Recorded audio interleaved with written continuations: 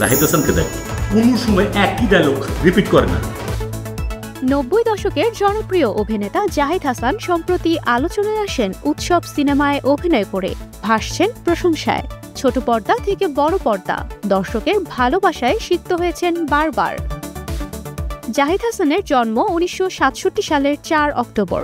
8 ভাইবোনের মধ্যে সবার ছোট তিনি। ক্যারিয়ারের শুরু থিয়েটারে। অভিনয়ের প্রতি টান থেকেই পা রাখেন মঞ্চে।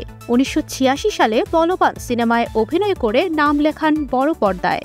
এরপর 1990 সালে অভিনয় শুরু করেন টেলিভিশনে। এতদিন শুনছি চট দিয়ে দাঁত ফালা দেব, এই প্রথম আমি নিজে ভাবলাম 40-এর মধ্যে কত দেবো? 10 না 11। হুমায়ুন আহমেদের টেলিফিল্ম নক্ষত্রের রাত, মন্ত্রী মহোদয়ের আগমন, সমুদ্র বিলাস প্রাইভেট লিমিটেড, আজ রবিবার তাকে নিয়ে যায় জনপ্রিয়তার শীর্ষে। প্রতিটি চরিত্রকেই তিনি ফুটিয়ে তুলতেন প্রাণবন্ত করে। তার আনিস চরিত্রটি আজও গেঁথে আছে দর্শকের মনে। আপনি চলে যাবেন না প্লিজ? যেতে তো হবেই, হলে সিট পেয়েছি না। বহুমাত্রিকতায় তাকে করেছে অনন্য। টেলিফিল্ম, ধারাবাহিক, সিনেমা, কি নেই জাহিদ হাসানের ক্যারিয়ারে। কখনো কৌতুকের রাজা, কখনো একেবারে গম্ভীর চরিত্রে মুগ্ধ করেছেন দর্শকদের। এটা আমার একটা স্বপ্ন ছিল।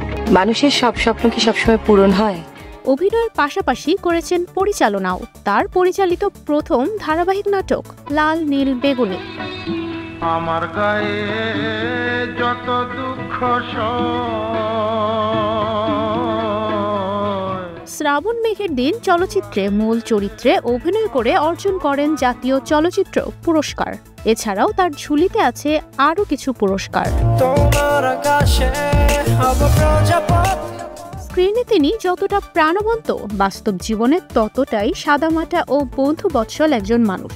নতুন প্রজন্মের শিল্পীদের কাছে এক অনুপ্রেরণার নাম জাহিদ হাসান। তুবাইশি বুশরা, স্টার নিউজ।